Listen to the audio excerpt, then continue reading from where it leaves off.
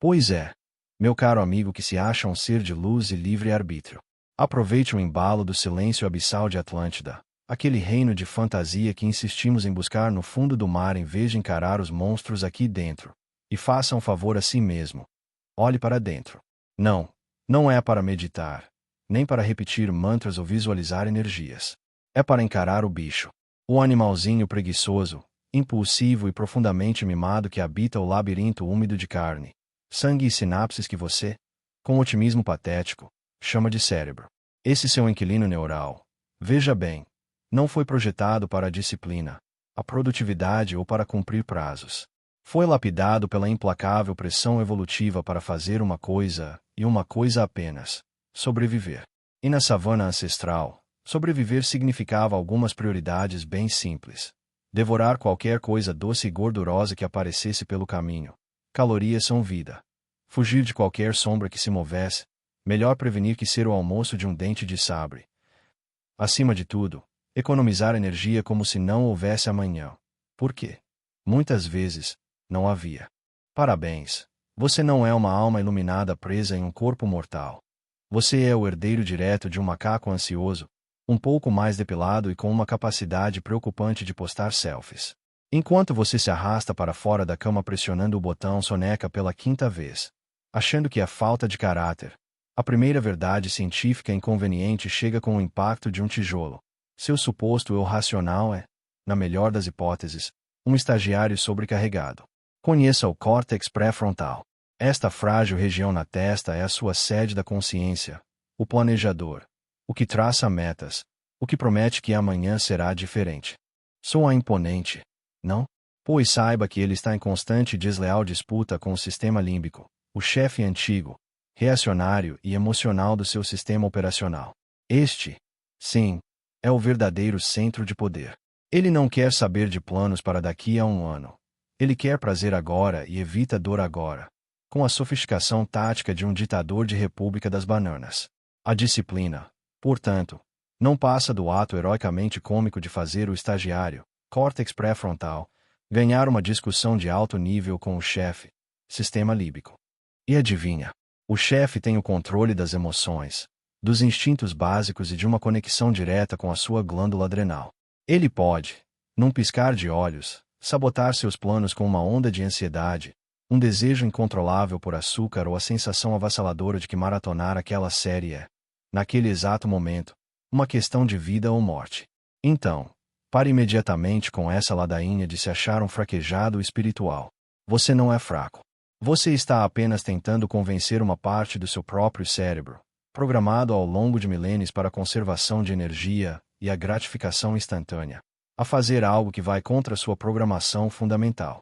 É como tentar ensinar um gato a latir. Pode até funcionar por um momento, com muito esforço e uma quantidade suspeita de petiscos, mas no fundo você sabe que é uma violação da natureza felina do bicho.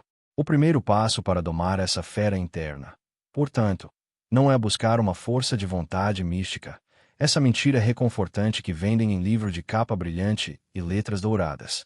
Não. É pura e simplesmente engenharia comportamental.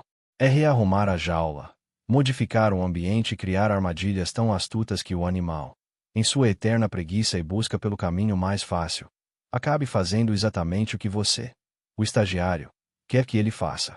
Pense no seu cérebro como um rio.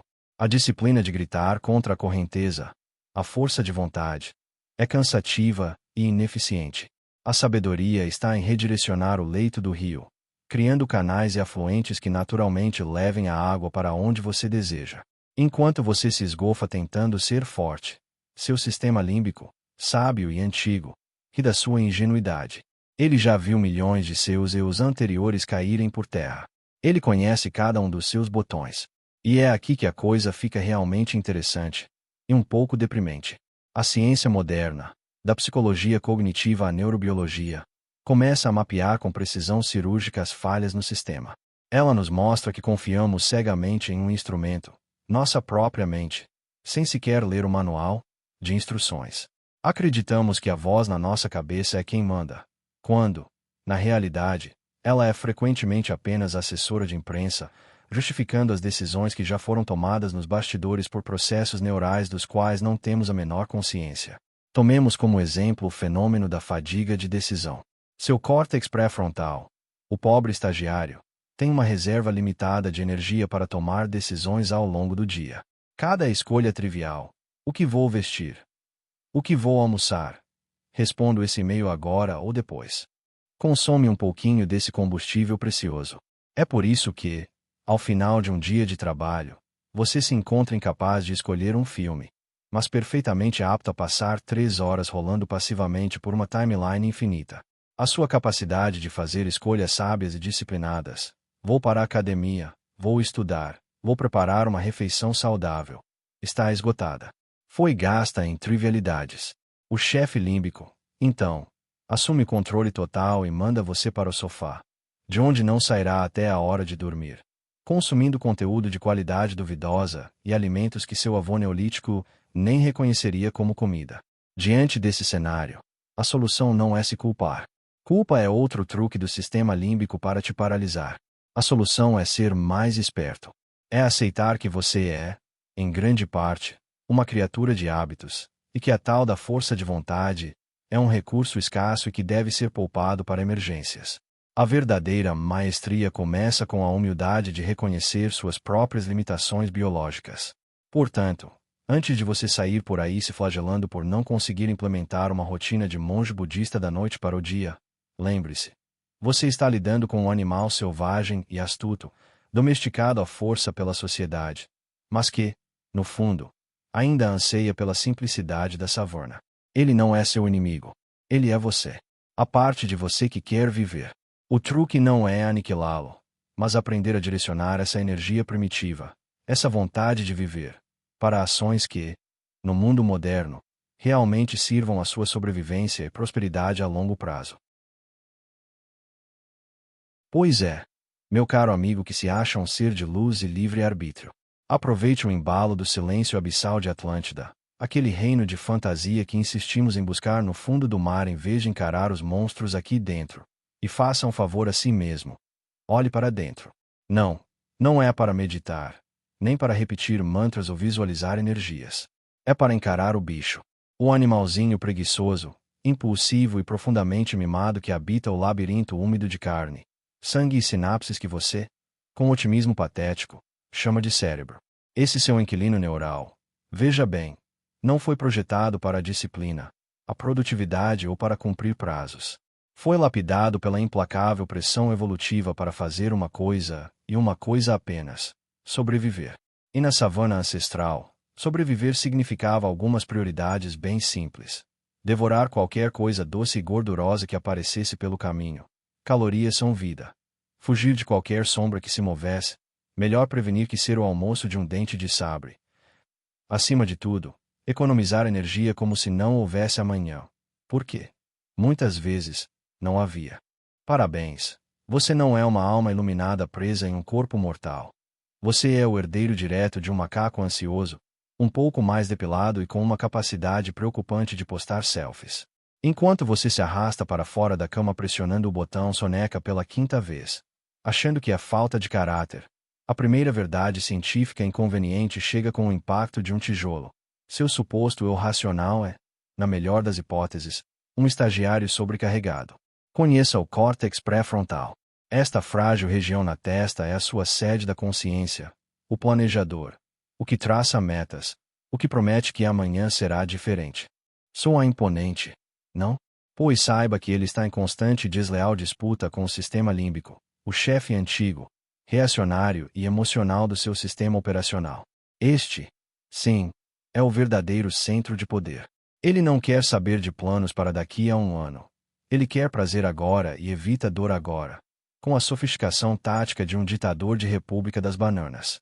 A disciplina, portanto, não passa do ato heroicamente cômico de fazer o estagiário, córtex pré-frontal, ganhar uma discussão de alto nível com o chefe, sistema límbico. E adivinha? O chefe tem o controle das emoções, dos instintos básicos e de uma conexão direta com a sua glândula adrenal. Ele pode, num piscar de olhos, sabotar seus planos com uma onda de ansiedade, Um desejo incontrolável por açúcar ou a sensação avassaladora de que maratonar aquela série é, naquele exato momento, uma questão de vida ou morte. Então, pare imediatamente com essa ladainha de se achar um fraquejado espiritual. Você não é fraco. Você está apenas tentando convencer uma parte do seu próprio cérebro, programado ao longo de milênios para a conservação de energia e a gratificação instantânea, a fazer algo que vai contra sua programação fundamental. É como tentar ensinar um gato a latir. Pode até funcionar por um momento, com muito esforço e uma quantidade suspeita de petiscos, mas no fundo você sabe que é uma violação da natureza felina do bicho. O primeiro passo para domar essa fera interna, portanto, não é buscar uma força de vontade mística, essa mentira reconfortante que vendem em livro de capa brilhante e letras douradas. Não. É pura e simplesmente engenharia comportamental. É rearrumar a jaula, modificar o ambiente e criar armadilhas tão astutas que o animal, em sua eterna preguiça e busca pelo caminho mais fácil, acabe fazendo exatamente o que você, o estagiário, quer que ele faça. Pense no seu cérebro como um rio. A disciplina de gritar contra a correnteza, a força de vontade, é cansativa e ineficiente. A sabedoria está em redirecionar o leito do rio, criando canais e afluentes que naturalmente levem a água para onde você deseja. Enquanto você se esgofa tentando ser forte, seu sistema límbico, sábio e antigo, ri da sua ingenuidade. Ele já viu milhões de seus eus anteriores caírem por terra. Ele conhece cada um dos seus botões. E é aqui que a coisa fica realmente interessante e um pouco deprimente. A ciência moderna, da psicologia cognitiva à neurobiologia, começa a mapear com precisão cirúrgica as falhas no sistema. Ela nos mostra que confiamos cegamente em um instrumento, nossa própria mente, sem sequer ler o manual de instruções. Acreditamos que a voz na nossa cabeça é quem manda, quando, na realidade, ela é frequentemente apenas assessora de imprensa, justificando as decisões que já foram tomadas nos bastidores por processos neurais dos quais não temos a menor consciência. Tomemos como exemplo o fenômeno da fadiga de decisão. Seu córtex pré-frontal, o pobre estagiário, tem uma reserva limitada de energia para tomar decisões ao longo do dia. Cada escolha trivial. O que vou vestir? O que vou almoçar? Respondo esse e-mail agora ou depois. Consome um pouquinho desse combustível precioso. É por isso que, ao final de um dia de trabalho, você se encontra incapaz de escolher um filme, mas perfeitamente apto a passar 3 horas rolando passivamente por uma timeline infinita. A sua capacidade de fazer escolhas sábias e disciplinadas, vou para a academia, vou estudar, vou preparar uma refeição saudável, está esgotada. Foi gasta em trivialidades. O chefe límbico, então, assume controle total e manda você para o sofá, de onde não sairá até a hora de dormir, consumindo conteúdo de qualidade duvidosa e alimentos que seu avô neolítico nem reconheceria como comida. Diante desse cenário, a solução não é se culpar. Culpa é outro truque do sistema límbico para te paralisar. A solução é ser mais esperto. É aceitar que você é, em grande parte, uma criatura de hábitos, e que a tal da força de vontade é um recurso escasso e que deve ser poupado para emergências. A verdadeira maestria começa com a humildade de reconhecer suas próprias limitações biológicas. Portanto, antes de você sair por aí se flagelando por não conseguir implementar uma rotina de monge budista da noite para o dia, lembre-se, você está lidando com um animal selvagem e astuto, domesticado à força pela sociedade, mas que, no fundo, ainda anseia pela simplicidade da savana. Ele não é seu inimigo. Ele é você. A parte de você que quer viver. O truque não é aniquilá-lo, mas aprender a direcionar essa energia primitiva, essa vontade de viver, para ações que, no mundo moderno, realmente sirvam à sua sobrevivência e prosperidade a longo prazo. Capítulo 3. Seus amigos são uma desgraça, e você também é para eles. Ah, então você escutou o capítulo anterior, montou suas armadilhas de Ruby Goldberg e está se sentindo o mestre da engenharia comportamental, não é? Colocou o tênis no meio da sala, a maçã na mesa e trancou o pacote de biscoitos no porão. Parabéns! Você travou uma batalha épica contra a mobília e a dispensa. Agora prepare-se para a verdade que vai fazer você se encolher todo. Todo esse seu esforço solitário de autoaprimoramento é como tentar secar o chão com um secador de cabelo, enquanto um idiota deixa a torneira aberta. E quem é esse idiota? A turma com quem você convive. Você ainda acredita naquele conto de fadas da jornada do herói solitário, um indivíduo disciplinado que se ergue acima da massa indolente. Que fofo, que romântico, e que completo desserviço à realidade. A ciência, mais uma vez, chega com os dados para estragar a festa. Você é a média das 5 pessoas com quem mais passa tempo. Pare e pense nisso. Se essas 5 pessoas são um amontoado de derrotistas profissionais, especialistas em procrastinação, que têm a produtividade de uma lhama sedada e a dieta de um adolescente em crise, adivinhe o que você, biologicamente e psicologicamente, será forçado a se tornar? Exato. Mais um integrante do clube. E isso não é uma mera metáfora de autoajuda barata. É neurociência social pura e dura. Dentro do seu crânio existem uns pequenos traidores chamados neurônios espelho. A função desses circuitos neurais, basicamente, imitar o comportamento, as intenções e as emoções daqueles ao nosso redor. É um mecanismo de sobrevivência tribal profundamente arraigado.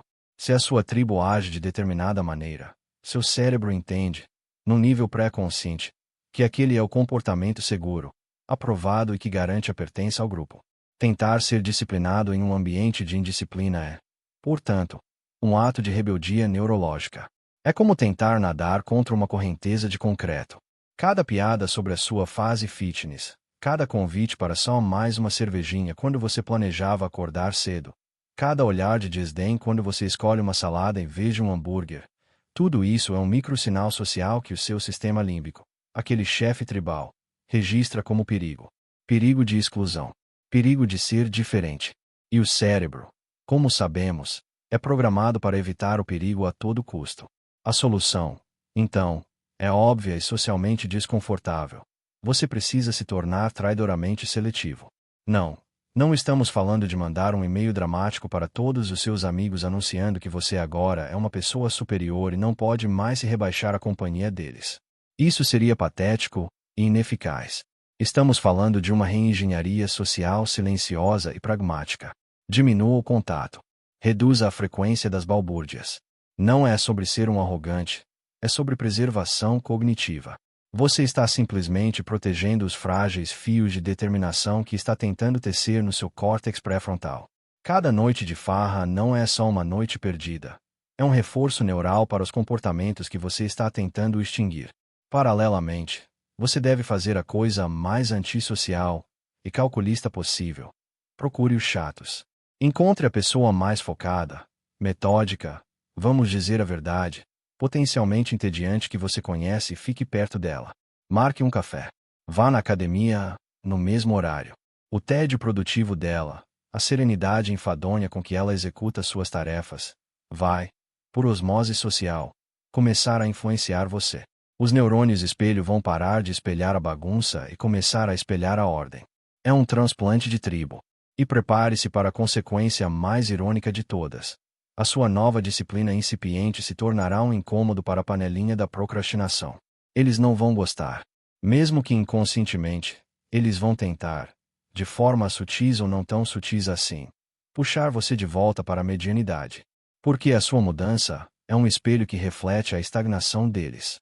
A pressão social que antes era um veneno, agora se torna um antídoto, dependendo de quem você escolhe para intoxicar o seu cérebro.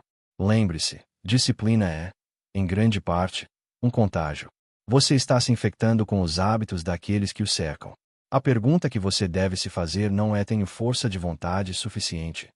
Mas sim, estou me cercando das pessoas certas para ser contaminado. Capítulo 4. A motivação é uma mentira, e a action precede tudo. Chegamos ao capítulo final. O momento em que vamos desmontar o maior, mais pernicioso e mais lucrativo mito da história do desenvolvimento pessoal. Acredite, esta é a informação que vai poupar você de anos de frustração e autossabotagem.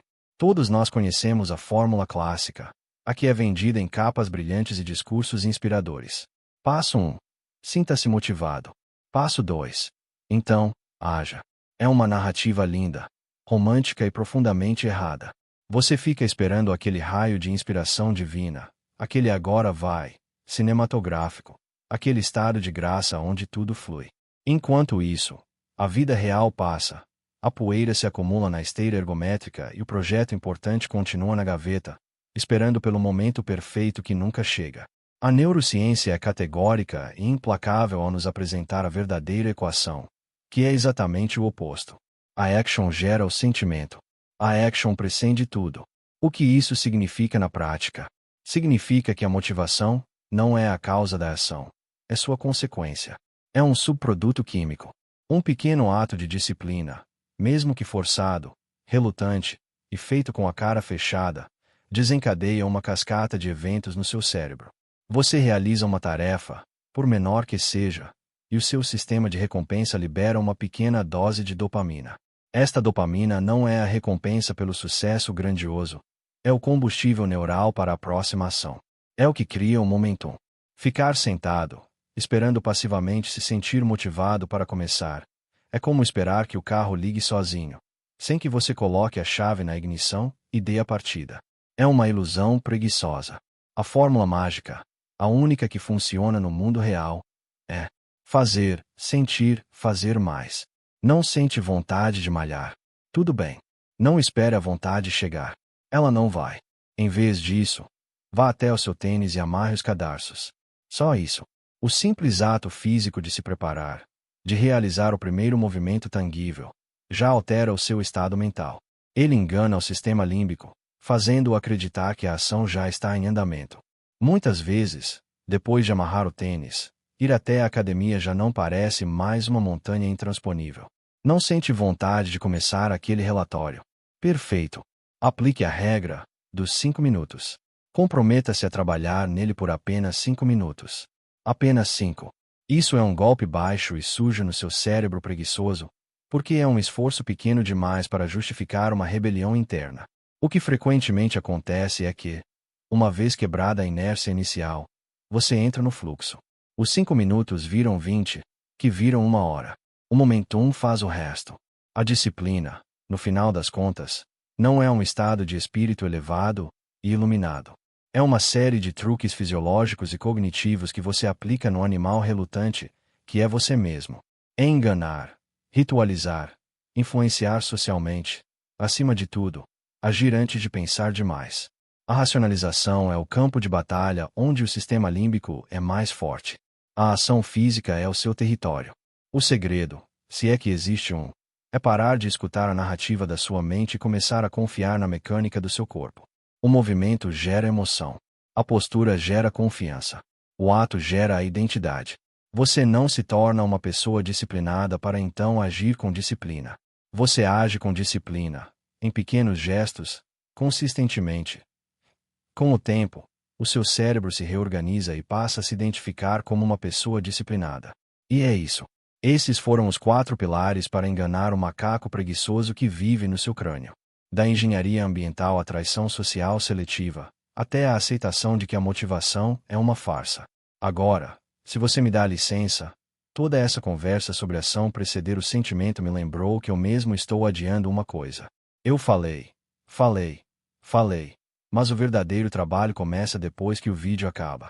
E eu tenho uma parede lá em casa que precisa ser pintada há 3 semanas. E eu não estou me sentindo motivado para pintá-la. Então, sabe o que eu vou fazer? Vou seguir meu próprio conselho. Vou parar de falar. Vou guardar este microfone. E vou lá em casa, agora, pegar o rolo de tinta e dar a primeira demão. Só a primeira. Porque a action precede tudo. O resto é com você. A batalha é sua. Desligue isso aqui e vai fazer alguma coisa. Até a próxima. Ou não. O importante é que você pare de ouvir e comece a agir.